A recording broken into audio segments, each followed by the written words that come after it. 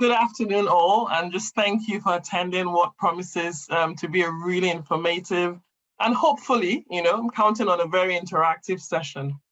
So I'm IJ Onyechi. I'm co-chair of Peabody's Race Equality Network, and I'm also Director New Homes and Customer Care at Peabody.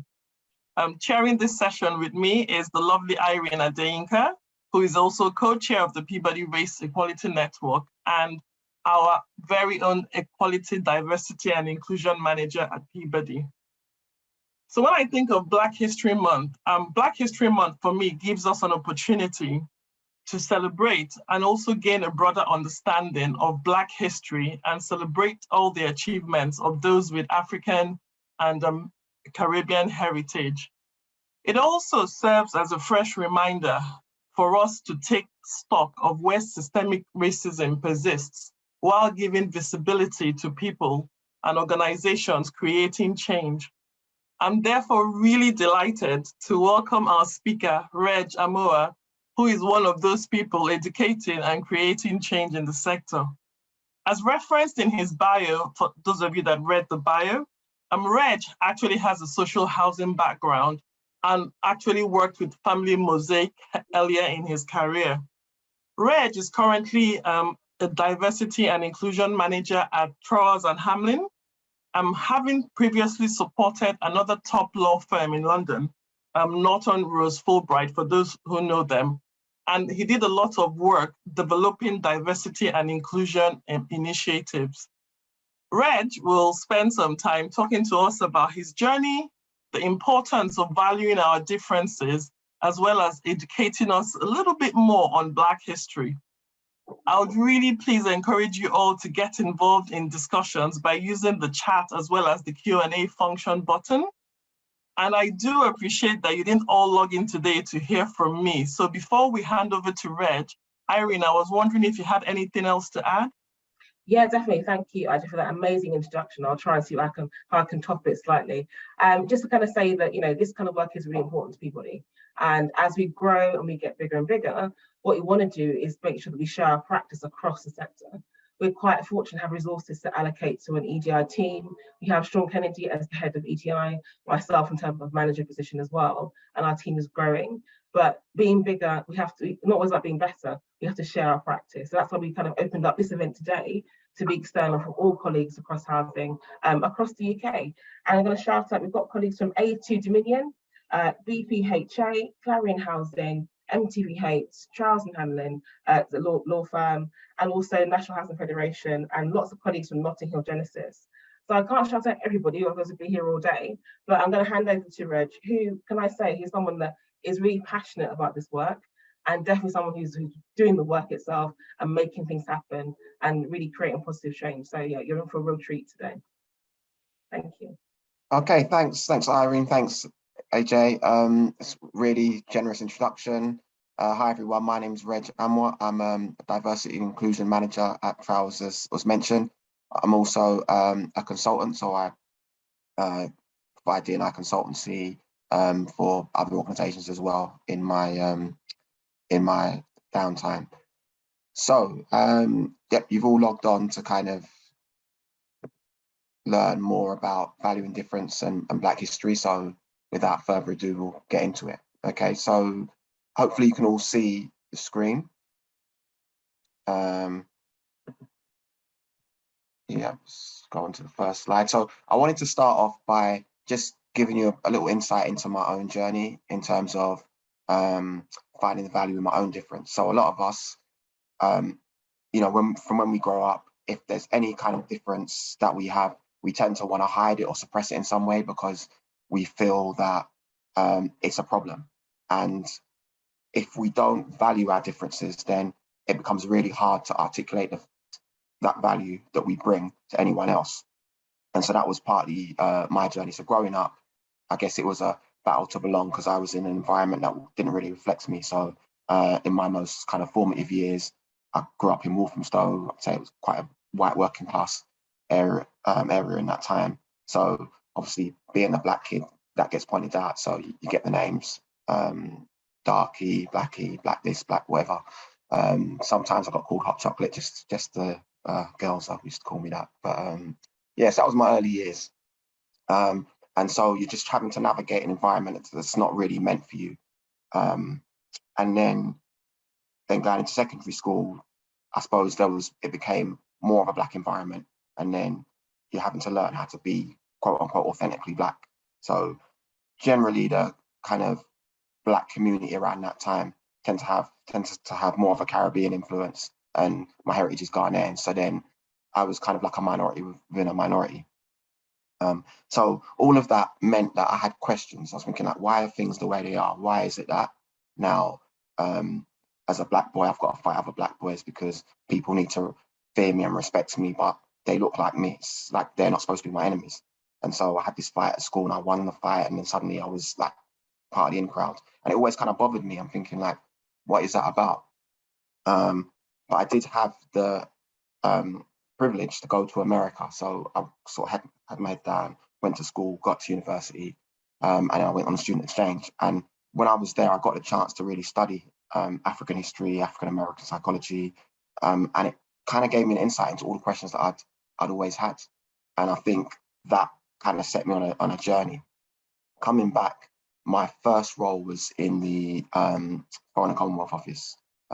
Basically, I hadn't been out of the country as a youngster, so I wanted to be somewhere where I could maybe go and work for the UN, and I didn't know how to get there. So that was going to be the first, like I saw it as a local branch.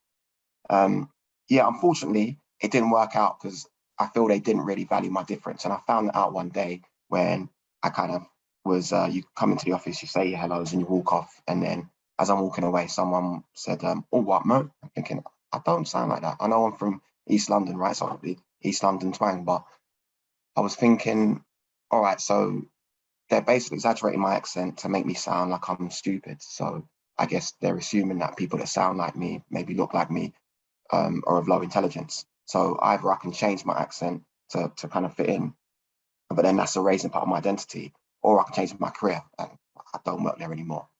So I kind of left the Foreign Office, and then I kind of looked for a different career, and I started working in social housing. So yeah, I was at a couple of housing associations that both disappeared now because of mergers. So yes, I was at East Thames and then Family Mosaic. And it was kind of partially inclusive because housing associations are in the community. What you found was that they attracted more people from the community. So that was great. But what I found was that when you come into these roles, they want to keep you on the front line, right? So you're on the front line because you look like the people you're trying to help. But when it comes to progressing and getting to like more senior roles or roles that seem a bit more strategic, for some reason, they just don't want to consider you for that. So it's like, well, yeah, you're good at what you do. You've been here for a long period of time, but then when it comes to sort of going up the ranks, you find yourself being maybe supplanted by someone who maybe has less experience or been working in the role less time than you, but perhaps they're the right cultural fit. People can never really explain like why it is you're not progressing. And so again, your difference becomes a problem. So it's hard for you to see the value. But I could see from the things I developed. So when I was at Family Mosaic, developing the Youth Academy, that program, sort of engaging young people, I could see like me being there and leading it was of value, but I couldn't quite get that across. And so after, different experiences, and sometimes it could be sort of less benign where you're getting accused of things that you didn't do, and you find yourself keeping all your emails. People say, oh, why have you got all those emails? I'm like, yeah, because like when someone said you did something, I need an email that says that I didn't. And that is part of also the cost of being different. Sometimes you have to behave in a different way because you're trying to cover your back. So I had various examples of that, but all of that gave me insight, and to the point of where I could really understand what it was like for people who have any kind of difference. And eventually I thought, well, I'm in the public sector and, I'm not really progressing. Let me try something else. So then I started to learn about D&I. And when I would go to these events around D&I, it would be ironic to me. I would be the only Black person in the room, and I would see them talking about, or hear them talking rather, about gender equality and LGBTQ plus equality, but no one was talking about ethnicity or social class. And then it hit me. I'm thinking, oh, I get it. No one's talking about it because there's no one like me in the room. And that's when I realized, okay, I need to kind of transfer into that world. And at first it wasn't easy because you're trying to upload your CV, but they scan your CV and they can't see what they're looking for. You haven't worked in HR before because D&I tends to sit in HR. And then when I went on LinkedIn, I looked on the profiles and they didn't have, well, they didn't look like me for starters. So most of them are white women. I'm a black guy, so I'm the opposite of that. So again, I'm different. So I was seeing that so actually, rather than see that as a problem, I was seeing it as a positive because I was thinking, well, they've all got a similar kind of trajectory, a similar kind of experience. They're all going to pretty much think the same. So I found a recruitment consultant.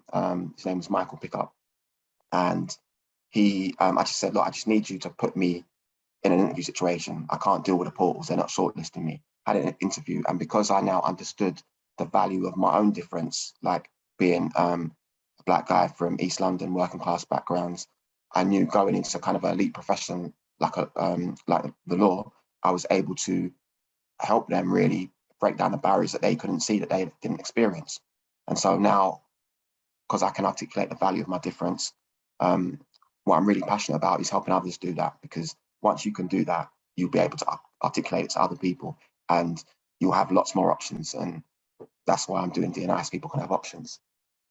So just a quick poll. Just want to get an idea just to see if do people really think their difference has been a benefit to their career or not. So it'd be good to kind of get your input into that. So I'll just let that poll run for a minute.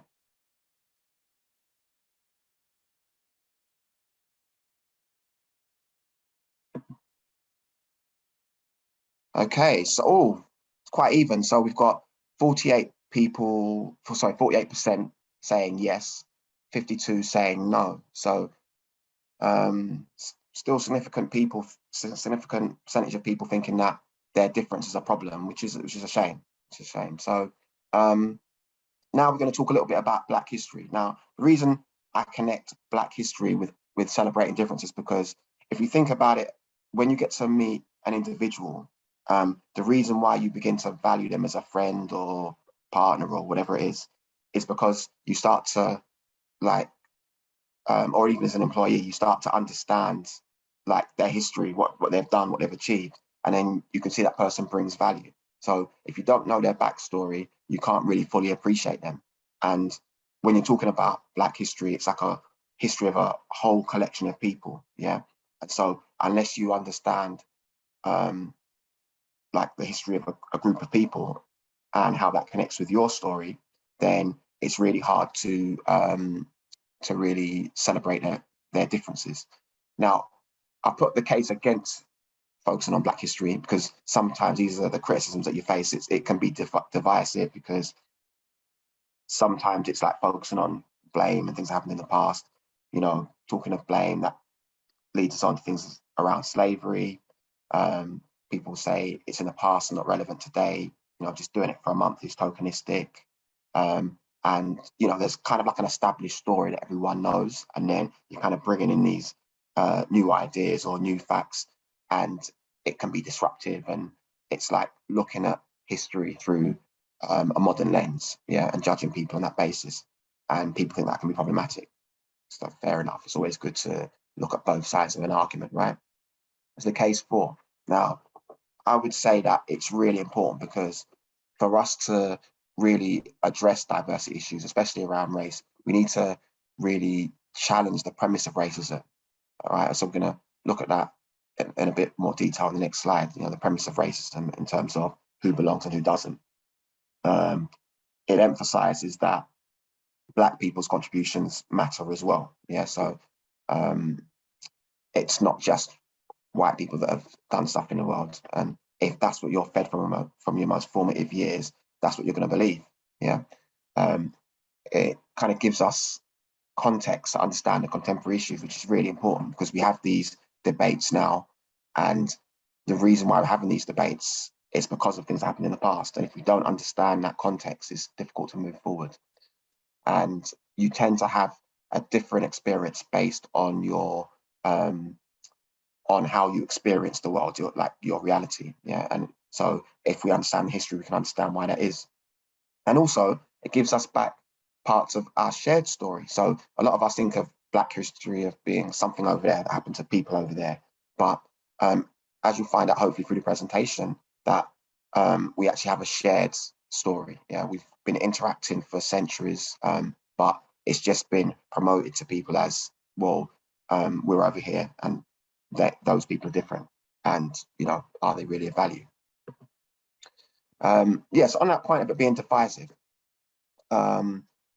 history is mainly about things that, there's our personal history, but generally history is about things that happened before we were born.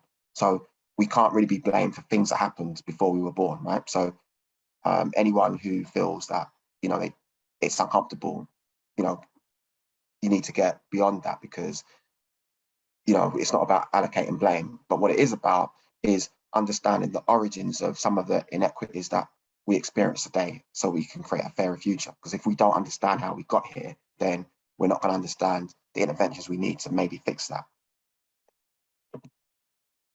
Okay, so the accepted history, like that's what keeps us in the dark, right? So you've got, ancient Britons, original maybe hunter-gatherers in the British Isles. That's what we learn about. And then, of course, after that we've got Boudica, and she fought against the Romans, great. And then you had a lot of fighting, Middle Ages. You've got Henry VIII, everyone knows that about Henry VIII. And then you've got Captain Cook. Everyone knows that, yeah, there were explorers, brave explorers went around discovering places that people already lived. Then you've got some kind of aggravation because people were fighting for more rights. And then, people stood up, suffragettes, people, Chartists, people were fighting to get more representation in Parliament so we could have a fairer sort of democracy. And then you've got the World Wars, and then a little bit more time, and then you've got Windrush, and then Black people arrived. So that's the kind of common story people get told, yeah. And what happens with that is that you end up in a situation where people kind of look at Black people in this country like, why are you here? What are you doing here? You arrived at 1/4 Windrush. You wasn't involved in all the things that happened to make this country great. And so therefore, like, the assumption is you haven't contributed anything. And then the next thing is that, well, all right, you're here now, we accept you because we're a benevolent place to, we're a benevolent country. And, you're not part of our story. You're lucky to be here, so don't complain. And that causes some division and resentment because, people who are here feel like they should have the opportunity to kind of speak up and say where they think things can be improved. And obviously, like, one of our main origin story points is the World Wars. And of course, there were Black people fighting in that conflict, as you can see in the image. So if we go to our next poll, so we're going to have a next poll coming up. So do you feel you've been treated less well because of being a different identity or having a different background or circumstances? And that may be because of, as we've said, people don't understand anything about your background or your personal story. So it'd be interesting to hear people's views on that.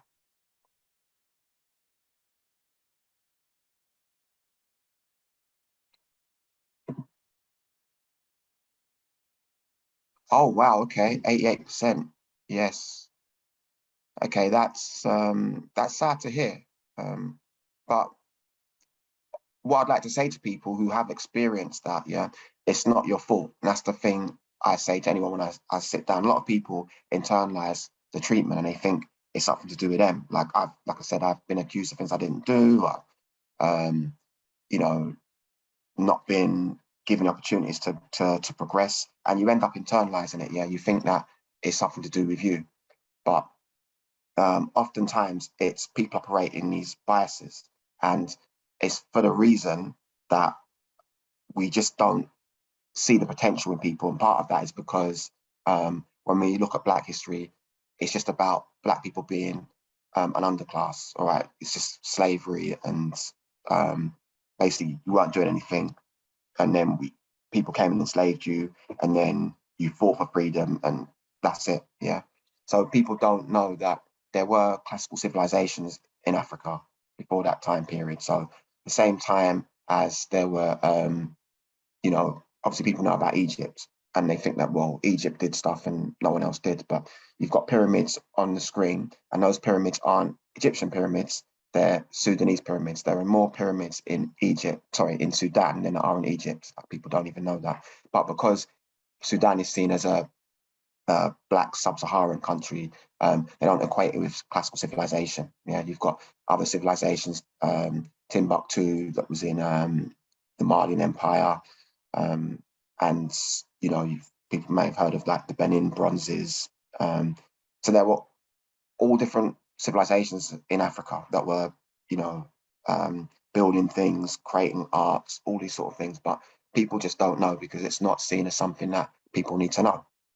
And what that leads people to believe is that the potential for Black people to achieve things just kind of isn't there. And that leads people seeing possibly your race as a negative, right? But the reality is that Black people have contributed, yeah. So, and especially in social housing. So I was doing a bit of research. Some of these things I knew from my previous days in social housing, but you know, when Black people and Asian people came to this country, you know, we weren't welcomed as such.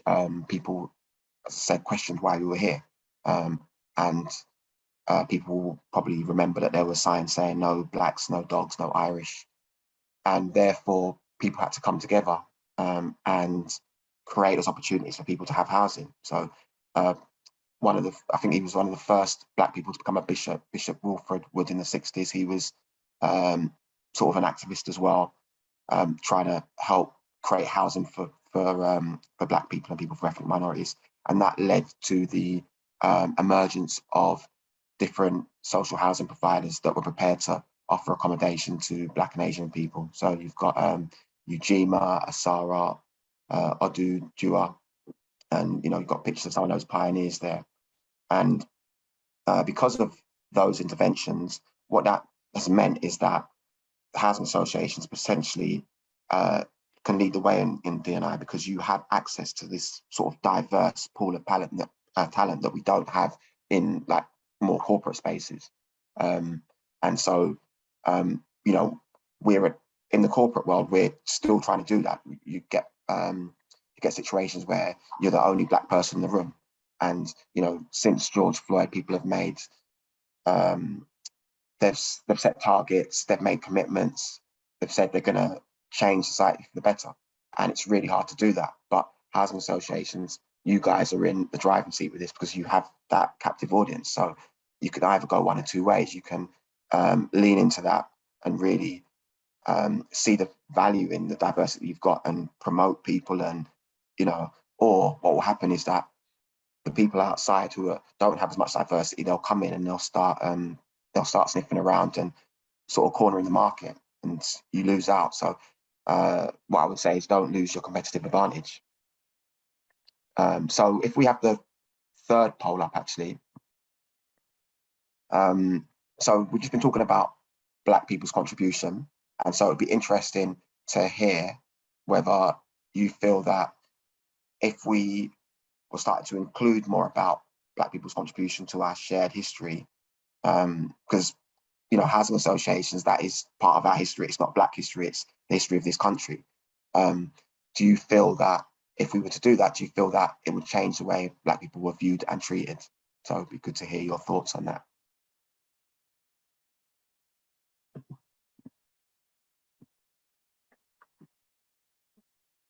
Okay, yeah, overwhelmingly, people do think that. A couple of people don't, so that'd be interesting. If you've got alternative views, you know, I'm happy to hear. So if you don't agree with something, then, you know, by all means, put it in the chat and we can discuss it, because I feel it's important to hear all viewpoints, and that's the beauty of diversity, different points of view.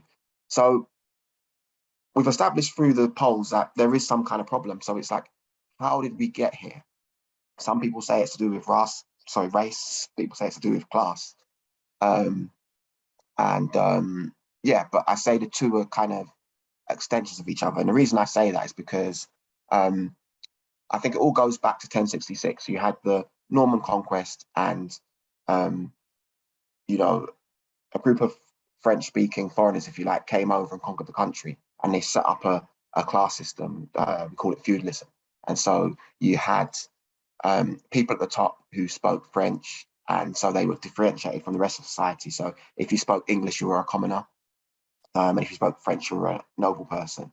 And all of the best jobs, like working in the church or working in the courts or in politics, they're all reserved for the French speakers. And over time that evolved. So the common people spoke their local dialects, and the nobility spoke with received pronunciation. So it was kind of like, we're the nobility, we speak like this, and you're commoners and you speak with the common tongue.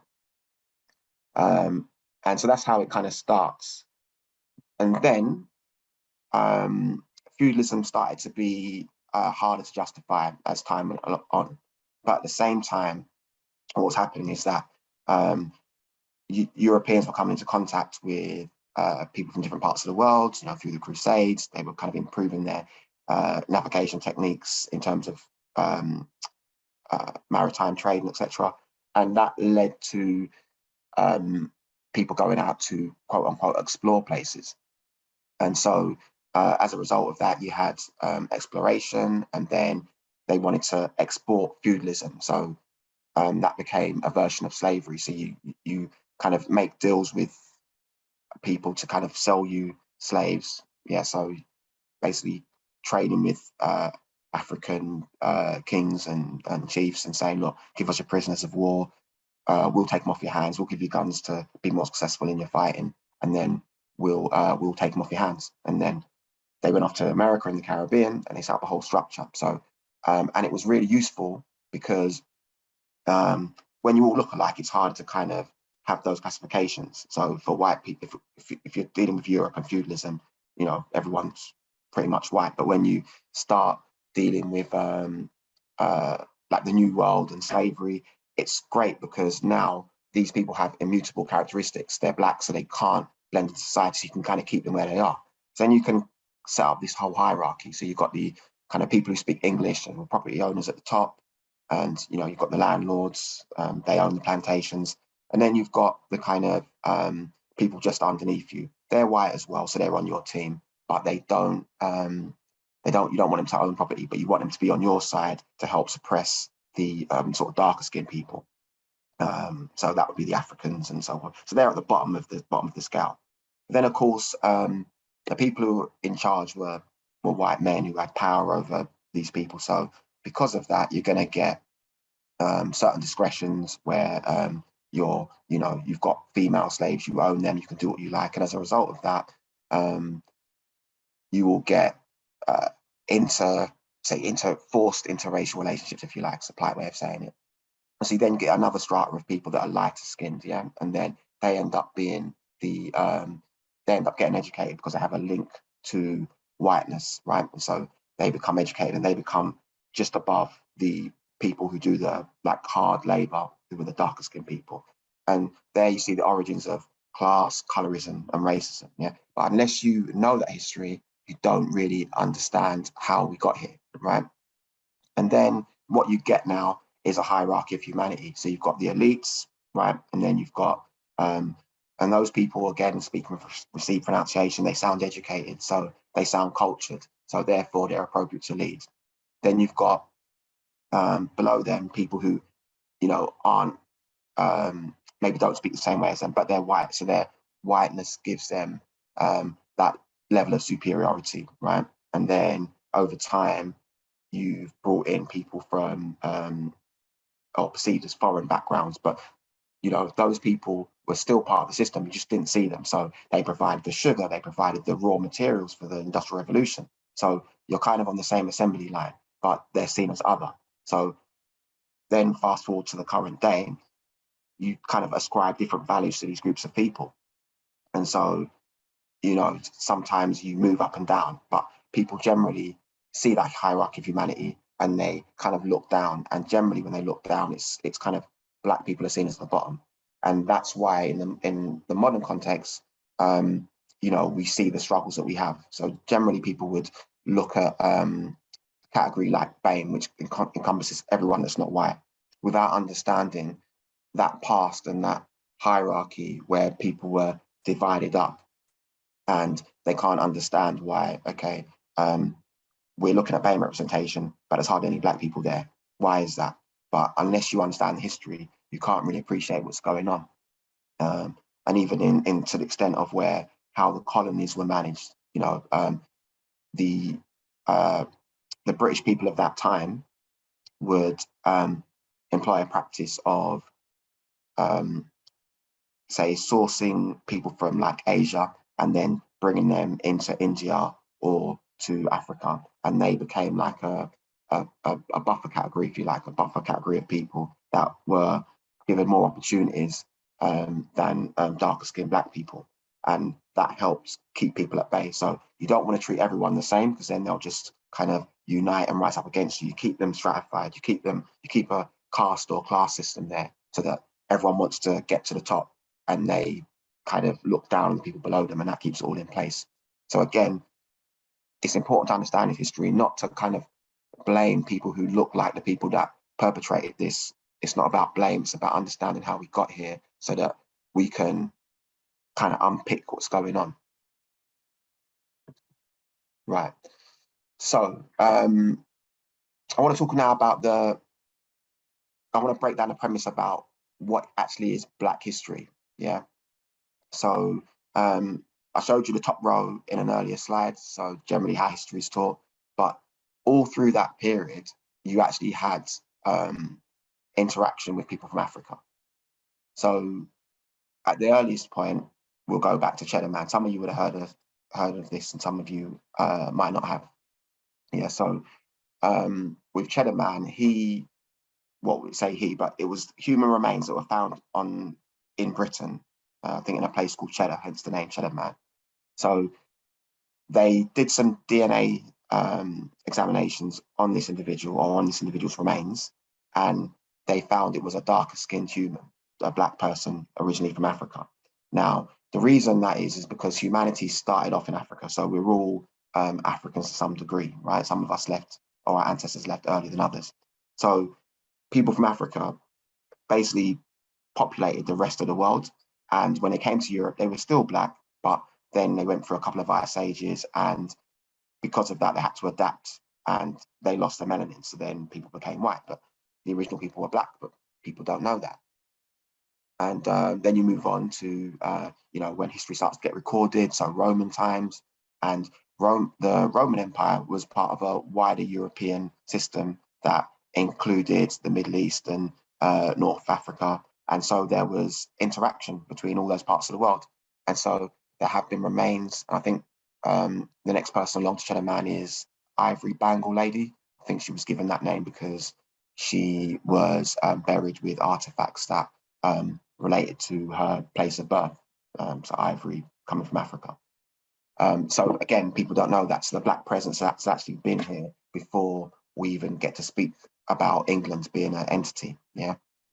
And then we kind of have the Middle Ages, and during the Middle Ages, you've still got, you know, that after the end of the Roman Empire, Britain was still connected to the former empire, because now the empire morphs into the Catholic Church, and you still get bishops from different parts of the world, some in Africa, coming to Britain and to kind of preach to the sort of Anglo-Saxons, the sort of ancestors of the English, to try and convert them to Christianity. Yeah, and then we have lots of battles, you know, Middle Ages, Wars of the Roses, all of that. We get to Henry VIII, right? So Henry VIII, everyone knows about him and his wives, and his first wife was Catherine of Aragon, right? And so underneath Henry VIII, you've got a picture of a Black guy with a trumpet. Now, his name was John Blank. Now, he came with, in the entourage of Catherine of Aragon, who was a Spanish princess. Now, Spain was actually ruled by a group of African people called the Moors. So they had been converted to Islam by the sort of Arabic invasion of North Africa. They then took on this new religion and decided to export it to other parts of the world. Spain was a close neighbour, so they crossed the Straits of Gibraltar. Actually, Gibraltar is named after a Moorish general, I think, Tariq. So Gibraltar means the rock of Tariq. Anyway, so this gentleman, John Blank, is a descendant of those Moors, hence why he's black. So he was part of the entourage, and he's got a picture of him there, and his name's recorded because I think he was suffering from say an ethnic pay gap. He wasn't getting paid what he should have got paid, so he wrote a letter to Henry VIII to petition him to get his pay, and I think he got it. So well done, John. All right, so we move along, and we've got, you know, the explorers, Captain Cook, etc. And during that time, it was an age of exploration, but it was also an age where people were being enslaved. And then below Captain Cook, we've got Oluwada Equiania. So he was a slave that was that gained his freedom and then became an author and started writing and speaking about the horrors of slavery to help push the abolitionist movement along. So people have often heard of William Wilberforce, but they don't really hear about Oluwada Equiano as much. Yep, and then we move along, and we've got the some of these rebellions. So the Chartist movement was, well, I wouldn't say it was more of a protest movement than a rebellion. It was they just wanted greater representation in Parliament of people from working class backgrounds, and one of those members was Chartist members was his name escapes me now. Oh, yeah, that's it. So his name was John Coffey. So he was deported to Tasmania because he was part of the protest. People got arrested, and they were like, "Yeah, he's got to go." But he was actually his heritage, I think, was from St Kitts. So I think his dad was from St Kitts, and his mum was white. So he was like mixed race, but you know, he was part of that journey, that struggle towards greater equality. And then, of course, you've got the World War, and you've got the Caribbean servicemen and people from other parts of the British Empire also contributed so that, you know, we could defeat fascism, etc. So yeah, they have it. Now, it'd be interesting to kind of hear what people think about. So if we bring up the fourth poll. So yeah, so just if you can let me know, or let all of us know if there was something today that you learned that you were previously unaware of, that would be really encouraging. And just please go ahead and share that information so that people can, if you've got kids, talk to your teachers, talk to the teachers at school, see if more of this can really be talked about, because it really helps people to understand that they do belong, they are a part of the journey, they did contribute something. Okay, great. So like 94% of the people learned something they didn't know. And for the 6% of people that already knew it, like, well done. Next year you can be up here and sharing that knowledge, or wherever you go, you know, take that knowledge with you, because as you can see, the majority of people don't know this stuff. So it's important to get that message out. Now, I want to bring it up to the present day, and I want to talk more about the cost and the value of difference. So hopefully we understand that, you know, difference is valuable because it brings so much more to the table in terms of like your different lived experiences, and helping to break down that kind of group think, having different opinions around the table. But until we understand what the cost is, we can't get to the value, right? So some people just aren't able to get engaged, either because there are actual barriers, or because they perceive there to be barriers. So there is a cost, and we need to mitigate that cost. So some of the costs are put on the board, or on the screen rather. Oftentimes when you don't see yourself reflected in your environment, you have something called imposter syndrome. You don't think you should be there. You feel like you've kind of got through by some fluke or quirk. You know, you've got a history of being rejected, being undervalued. And so it kind of diminishes your confidence to put yourself forward for things.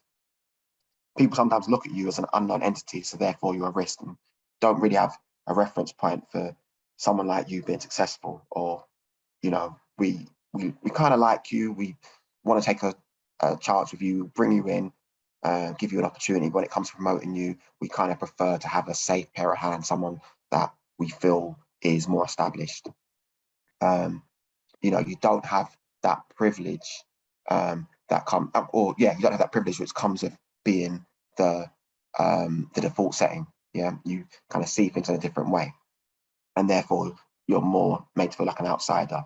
You're not seen as the cultural fit. People see you as an anomaly. Like, you'll be somewhere and then people might assume that you're doing a different job, like a cleaner or something of a lower rank, because people who look like you don't do those roles, and then stereotypes and etc. And all of those wear you down. So it just makes being different difficult, right?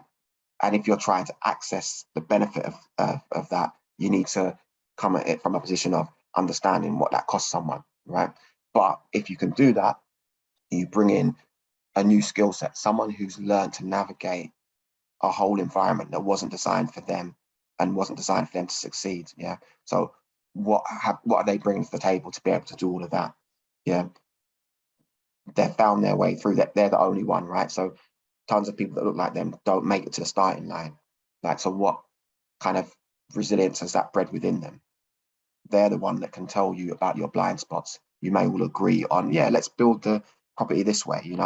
They're the one that maybe has the experience of having lived in social housing or poor social housing that can kind of feed in. I mean, it's great to maybe consult the local community, but wouldn't it be even better to have a project manager within the development team that has that lived experience? If you're building properties for a community that has lots of diversity there, you kind of want to have that diversity on your team.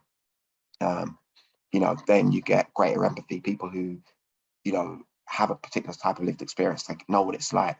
And then you've got a sustainability solution, because you bring people in. Sustainability is in terms of sustainable, getting more people in. So it's sustainable because you've got role models there now. So people can see there's someone who looks like me there, I can aspire for that position. And then you create proximity to people that you might not ordinarily socialize with. Yeah, a lot of us tend to socialize with people that are like us. So when you start inviting diversity into your operational teams and workplaces, you kind of grow as an individual, because you kind of see things from different perspectives. And most importantly, like, these people that have been through these journeys, who survive in spaces that are not created by them, they've adapted to overcome. So all of that,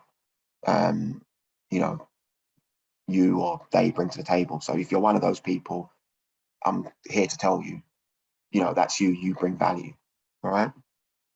And also, Black history is important to get to understanding about the cost that I've just been talking about, because how do we get to this situation where, you've got some people that are privileged but don't see it, and other people who are kind of marginalized. Yeah. And the thing is, it's important to understand that, yes, we all have differences. We've all got these characteristics. Yeah. But there are some characteristics that are seen as the default, the standard. Yeah. And so on the right, on the left, or your left, my right, where I've got the plus sign, basically, when you're the default, you have privilege. So your environment reflects your reality, your identity rather. You're understood and catered for. You rarely have to consider your identity. You've got a benign viewpoint of the world. You believe in toleration, yet meritocracy. You work hard, you'll get ahead, and you're afforded the benefit of the doubt, right? But when you're not from that privileged or default group, you don't have the role models. Yeah, your presence is like controversial sometimes. Like, when you have adverts that have like Black people in them, or sometimes you've got people from same-sex couples having a kiss. It's like, it's controversial. Your existence is controversial. You're acutely aware of your difference. So you may try and suppress it. Yeah. You can't obviously suppress your skin color, but you may try to not act Black. Yeah. Or you may try to change your accent, or you may try to sort of wear your hair in a European style. Yeah. You have like a trust deficit. You don't believe in, you don't have such a benign view of the world. You think, well, you know, things are not going to get better because I've always been this way. That's my lived experience. But you maybe do believe in empowerment. You want to see a better life for yourself and for your kids. In reality, you see a lack of progress, but you keep sort of fighting. And this is the important bit: people make less favorable assumptions about you. So there's something called a punishment gap. So some people may be familiar with this, where because mistakes get made, you make a mistake, and then the punishment tends to be harsher for you than it would for someone else. And I've seen it happen in reality, where someone's made a mistake and they are not allowed to progress, or they're reminded of that, keep being reminded of that mistake. And then someone else who's on that sort of default setting is seen as, oh, it's not really a big deal, and they're allowed to progress. And people term that as the punishment gap that exists for people. And, you know, that can really negatively impact people's mental health. So for the fifth poll, just want to kind of keep you guys engaged, and I want to understand if this is something that's common to people's lived experience, just to get an insight.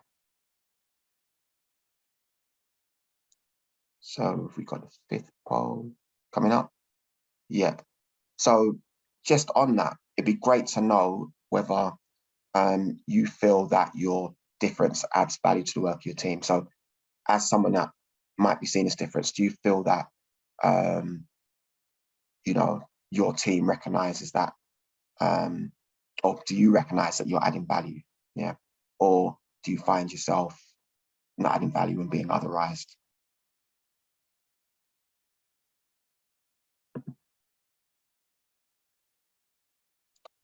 Okay, do you believe your difference adds value to the work of the team? Fantastic. So that really encourages me. I feel that, like, if you guys can see the value that you bring to your team because of your not just your heritage, but your lived experience, your understanding of the world, that's great, because then you can articulate it and you can go anywhere and feel confident.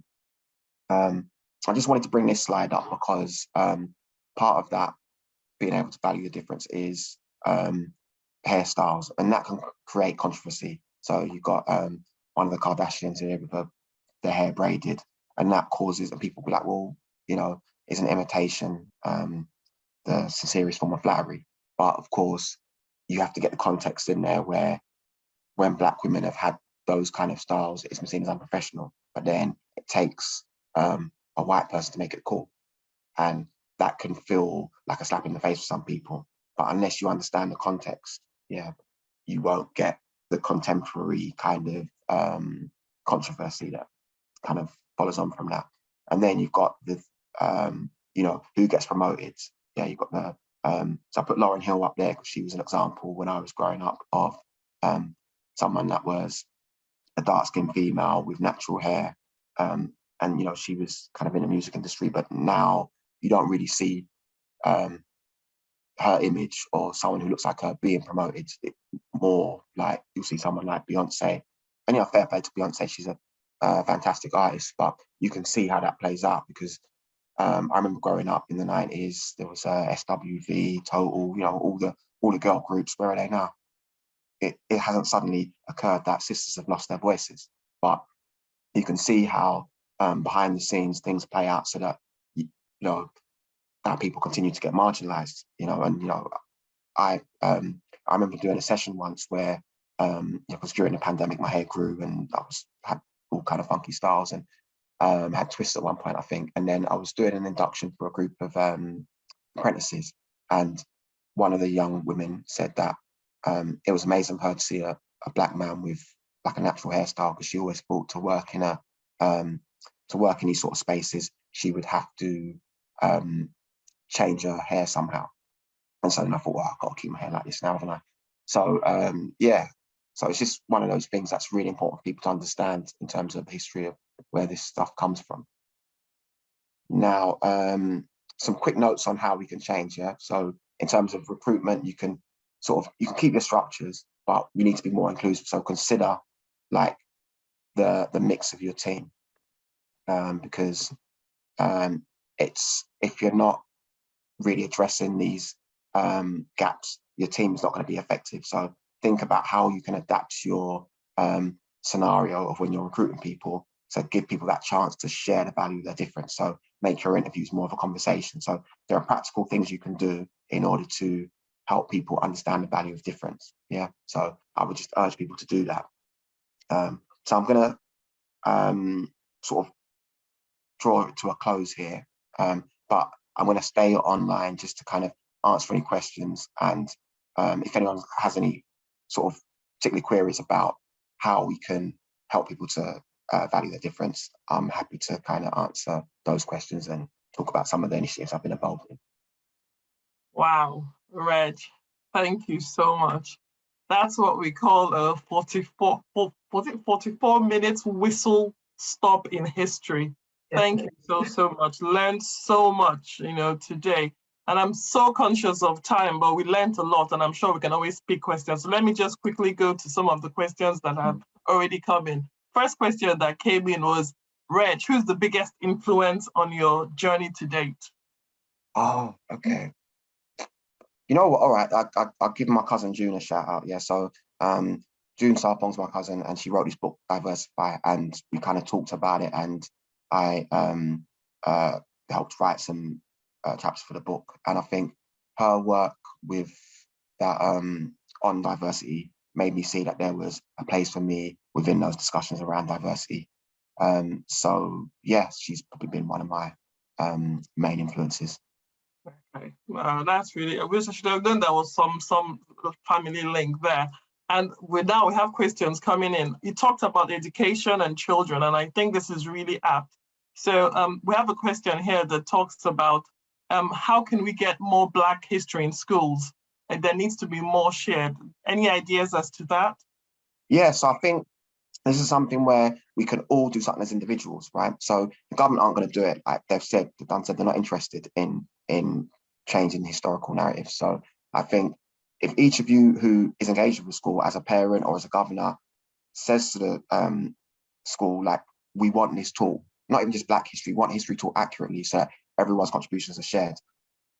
If you all do that, and if there's any white people on the call, it's especially important, because when white people get involved in these sort of conversations, it mainstreams it, yeah? Because when it's just Black people saying it, it's like, oh, it's a minority concern, we can afford to ignore them.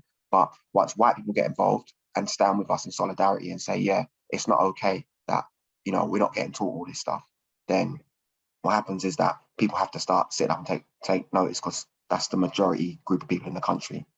Yeah, Reg, I've always talked about the importance of allies, and that's really something that, it's good that you brought that up. We have two questions that are pretty similar, from Lara, Oyedele, and Sean, talking about, we're preaching to the converted here.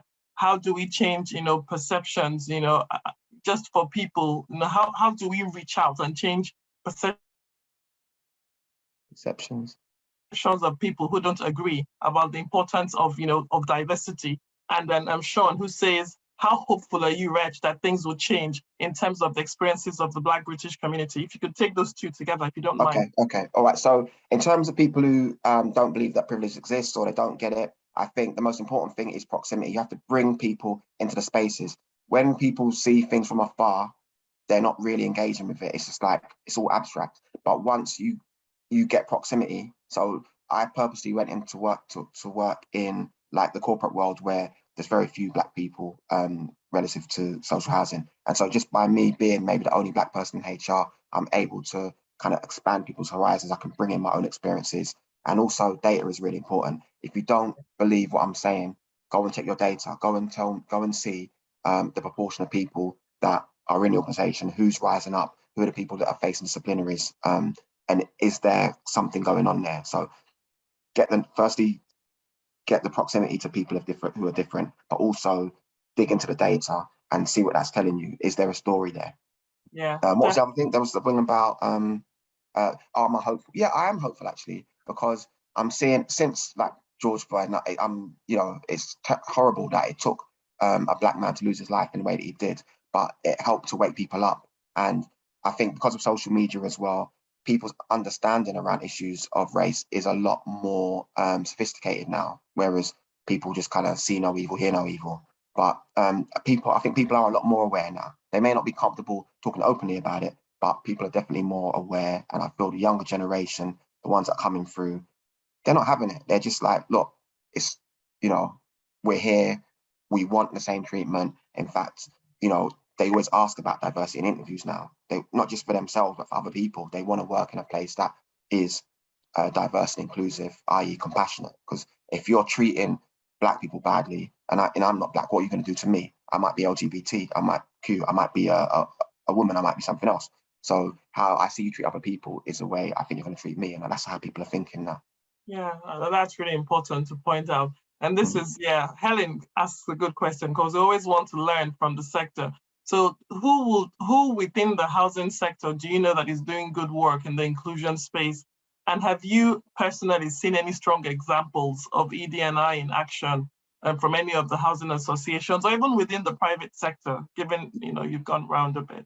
Okay, big question. Now, to be honest, I haven't been involved with housing like for a while. So I'm not sure, maybe Irene's maybe better to answer that question, yeah?